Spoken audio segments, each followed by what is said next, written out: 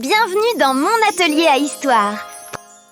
Si on te demandait de raconter l'histoire de Jésus, tu parlerais peut-être de la crèche de Noël ou de la croix à Pâques. Mais entre les deux, il y a un ange qui vient voir Marie, un voyage à Bethléem, des bergers, des rois mages, des amis, des paroles qui ont bouleversé le monde. Aujourd'hui, avec Capucine, on va remettre toute l'histoire de Jésus dans l'ordre, simplement. Mais si tu veux en savoir plus, abonne-toi. On se retrouve chaque mercredi et vendredi à 17h pour une nouvelle vidéo.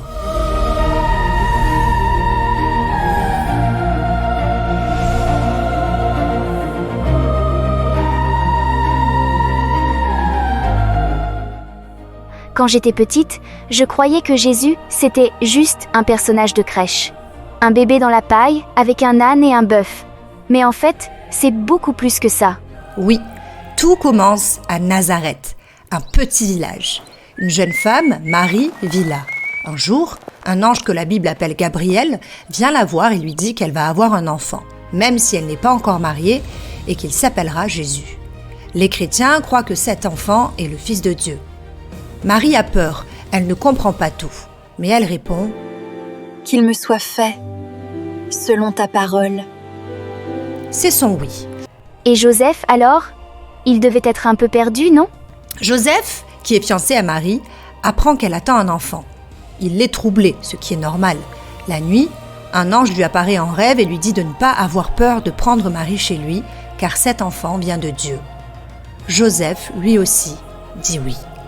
Quelque temps plus tard, l'empereur romain organise un recensement. Marie et Joseph doivent partir jusqu'à Bethléem. Quand ils arrivent, il n'y a plus de place dans l'auberge. Marie met Jésus au monde dans un endroit très simple, une sorte d'étable, et on le couche dans une mangeoire, une crèche. C'est là qu'arrivent les bergers, non? Oui, pendant la nuit, des bergers gardent leurs troupeaux. Un ange leur annonce la naissance de Jésus et leur dit « Aujourd'hui, vous est né un sauveur. » Ils vont voir le bébé, tout simple, dans la paille. Plus tard, des sages venus de loin, les rois mages, suivent une étoile et apportent des cadeaux. De l'or, de l'encens et de la myrrhe. Tout ça, c'est le début de la vie de Jésus. Après sa naissance, la Bible nous raconte aussi que Jésus, enfant, va une fois au temple de Jérusalem avec ses parents. Il discute avec les sages qui sont étonnés de ses questions. Mais ensuite, il retourne à Nazareth. Là, il vit une vie simple. Il grandit. Il apprend le métier de charpentier avec Joseph. Il prie avec Marie. Il joue avec les autres enfants. On appelle tout ça sa vie cachée. Des années ordinaires dans une famille ordinaire. Donc, pendant longtemps, c'est juste une vie de village, quoi. Exactement. Puis vers l'âge de 30 ans, Jésus quitte Nazareth. Il est baptisé par Jean le Baptiste dans le fleuve Jourdain. Ensuite, il passe un temps au désert pour prier. Puis il commence sa mission. Il marche de ville en ville, il parle de Dieu, il choisit des amis que l'on appelle les disciples. Ils s'appellent Pierre, Jean, Jacques et d'autres encore. Mais avant de continuer, chers parents, si vous aimez l'univers de mon atelier à histoire et que vous désirez un support pour que votre enfant réussisse son année scolaire, sachez que notre école Capucine Academy ouvre le 4 janvier. Dans la description de cette vidéo, vous trouverez un lien vers notre site qui explique tout sur notre future école et comment vous inscrire à la newsletter. Une fois sa mission commencée, Jésus fait 2 choses en particulier. Il parle et il agit. Il raconte des paraboles. Ce sont de petites histoires qui parlent de choses très simples. Une graine, un berger, un père et ses enfants, une maison construite sur le roc. Ne jugez pas afin de ne pas être jugé, car on vous jugera de la même manière que vous aurez jugé. Chaque fois, derrière l'histoire, il y a une question. Comment aimer? Comment pardonner? Comment faire confiance à Dieu? Il dit, par exemple, que les plus importants, ce sont les petits, les pauvres, ceux qu'on oublie. Il s'arrête pour parler aux personnes mises de côté. Et il ne va pas juste parler, non? Il va agir? Oui, les évangiles racontent que Jésus guérit des malades, redonne la vue à des aveugles, calme une tempête, apaise les cœurs. Il partage le pain avec une grande foule. Il s'invite chez les gens que tout le monde juge. Les chrétiens croient qu'à travers tout ça, Jésus montre comment Dieu regarde les humains avec miséricorde, patience, amour. Pour certains, il dérange parce qu'il bouscule les règles déjà établies. Il pardonne là où d'autres veulent condamner. Petit à petit, certains chefs religieux et politiques commencent à voir Jésus comme une menace. Ses paroles, sa liberté, sa façon de parler de Dieu les inquiètent. Il est arrêté, jugé, condamné par les autorités romaines. On le conduit jusqu'à une colline et il meurt sur une croix crucifié. Pour les chrétiens, Jésus accepte cette mort par amour pour rejoindre les humains jusque dans leur souffrance.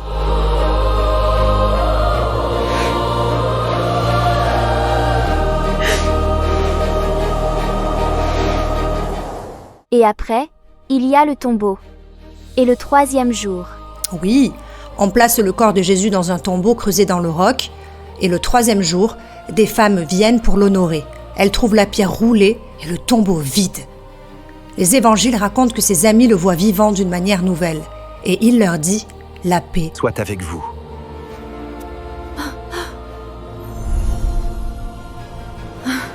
Les chrétiens croient qu'il est ressuscité, qu'il a vaincu la mort et qu'il est toujours présent, même si on ne le voit pas comme avant. C'est ce qu'on fête à Pâques.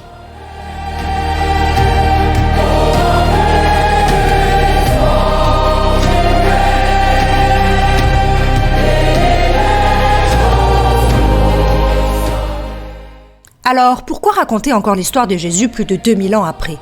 Pour les chrétiens, Jésus n'est pas seulement quelqu'un du passé. Ils croient qu'il est vivant, qu'il parle encore aujourd'hui à ceux qui prient, qui lisent l'Évangile, qui essaient de vivre l'amour et le pardon. Même pour ceux qui ne croient pas, Jésus reste une figure importante. Un homme qui a mis au centre les pauvres, les petits, la miséricorde, la paix. Son histoire pose une question à chacun de nous. Qu'est-ce que je fais, moi, de ce message d'amour et de pardon ? Et toi, quand tu entends cette histoire, qu'est-ce que ça réveille en toi ? De la curiosité ? Des questions ? Une envie de mieux connaître Jésus ? Alors, qu'est-ce que tu as appris aujourd'hui, Capucine, sur Jésus ? On a vu que l'histoire de Jésus commence avec un ange qui vient voir Marie. Il naît à Bethléem, dans une crèche entourée de Marie, Joseph, des bergers, des mages. Il grandit à Nazareth, puis commence sa mission. Il annonce un Dieu d'amour, raconte des paraboles, guérit, pardonne. Il meurt sur la croix, et les chrétiens croient qu'il ressuscite, et qu'il est vivant pour toujours. C'est parfait, il n'y a rien à rajouter. Si cette vidéo vous a aidé à mieux comprendre l'histoire de Jésus, pensez à mettre un petit pouce et à vous abonner à notre chaîne. Vous pouvez maintenant regarder notre playlist sur Noël. Il y a d'ailleurs une vidéo sur la crèche. Et pour les parents, toutes les informations sur Capucine Academy arrivent juste après. Merci d'avoir regardé jusqu'au bout. À très bientôt dans mon atelier à histoire. N'oublie pas de dire à tes parents qu'ils peuvent nous retrouver sur Facebook, Instagram et TikTok pour suivre toute l'actualité de mon atelier à histoire. Chers parents, la première plateforme éducative inspirée de mon atelier à histoire arrive le 5 janvier. Pour en savoir plus, regardez notre vidéo de présentation juste ici. Confiez-nous leur avenir scolaire, on s'occupe du reste.